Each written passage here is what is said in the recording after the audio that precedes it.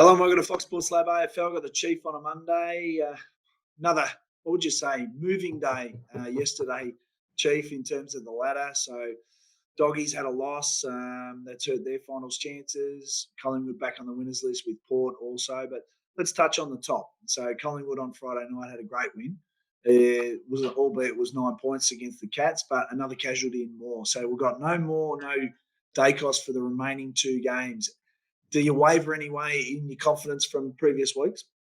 I don't think so. They've sewn up a top two spot. They'll have home ground advantage come the finals. For them, it's just about getting their players right and ready to go come week one of the finals. So you get that week's break as well, another 3 weeks off. Hopefully they can get close to their best team available. They've been really good all year. No reason to drop off now. I know there's a few injury issues, but they still find ways to get the job done. All right, so they've sewn up top spot well and truly. Let's talk about Sydney, a bit of a sleeping giant, really, when you think about it, because they're in 7th position now, played in the granny last year. Marty's a big loss in their forward line, but Hayward got it done with 4 and then Heaney. So do you think they'll play a role now that they got their mojo back? Well, the funny thing about Sydney is they're playing well, but they've still got work to do to actually make the finals in the first place with a couple of tough games, a tough road trip to Adelaide, which is always difficult, and then they host Melbourne in Sydney. But you're right, they're playing good form. Another team that knows how to win, knows how to handle the big stage. So you probably don't want to face them week one of the finals. What about Carlton? So the run continues, incredible win over Melbourne. But the big question now is McKay. De Koning, you got Silvani and you got McKay. Would you bring McKay straight back into that forward mix, considering how their form's been with him out? The biggest question, Diggo, is how they handle the pressure of having you back on their wagon. That is going to be very, very difficult for the Blues. But, hey, 8 in a row, they are absolutely flying, aren't they? And it was another great win, albeit slightly controversial. Was the ball touched? Was it not touched? It was an interesting game against the D's. Look, it's difficult. I would hesitate bringing McKay straight back in because I think they're functioning well. I really do think they're functioning well. They're better at ground level. They're getting a lot more presence at ground level in their forward 50. I think Kerno and McKay were too often going to the same spot. Look, it's hard to say because a lot of people consider him a franchise player. Is he the type? I don't know what his history is like. Does he play well first up after a long spell? And it is a long spell. So you want to make sure he's ready to go because come finals time, there's no second chances when you're not in the top 4. Well, speaking of top 4, so Melbourne's in the top 4. They bring Grundy back. No impact. Gawn is probably not the greatest of output in terms of his ruck forward role. Would you persist with Grundy, or is Smith the answer up there? What do you do with him right now? He probably gets one more go this week, I think.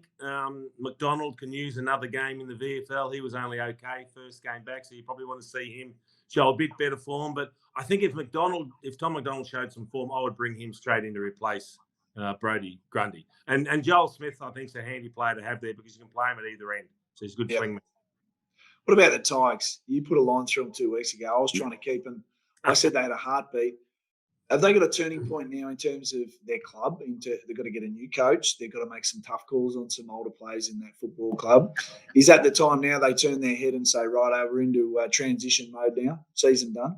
Yeah, list management becomes critical for the Tigers now. And it's interesting because they've, Cochin and Revolt, they were very open in saying it's their decision to make. I think they need to make some decisions, the Tigers, and a lot's going to depend on who the coach is. Is it going to be Andrew McQualter? Is it going to be someone else? They'll want to have an impact on what the list looks like next season. So, it might be a blessing in disguise that they're actually out of the finals picture. Now they can start making some longer-term decisions.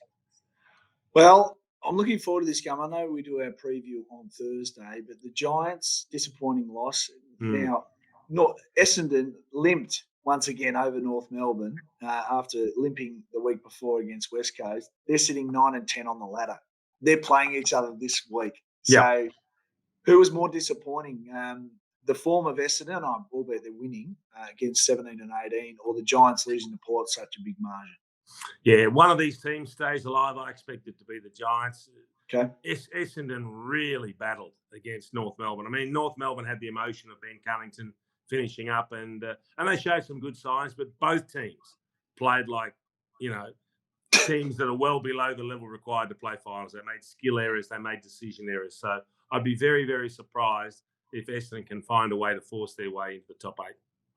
And Brisbane sitting second on the ladder. So it's hard to knock a top 2 team, but Adelaide came back hard, almost won that game of footy. Doesn't give me a lot of confidence in Brisbane and what it looks like going forward into finals. But are they a threat, or are they going to be just making up the numbers in terms of what they're producing right now? No, well, how can you say they're making up the numbers when you're sitting top 2, Dicko? Well, it's such a bizarre season. We're still talking round 23. Sides round, 12th position can make the 8. It's just a bizarre season. And, they've been beaten at the MCG this year convincingly.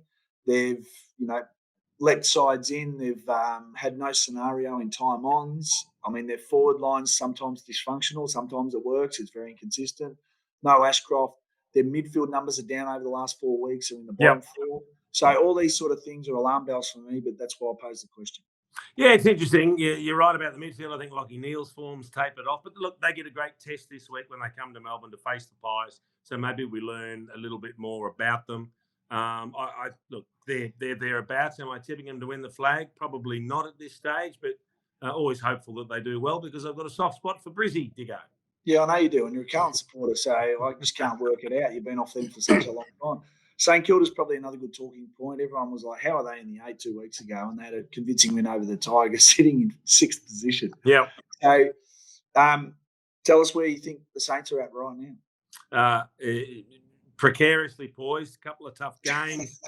Still don't know if they're going to make it, but they were good. Mind you, they blew away the Tigers, who have struggled most of the year. So how much do we read into it? They've still got to win another game at least to get in, I think, St Kilda. And then if they do get in, can they do damage come September? Probably not for mine.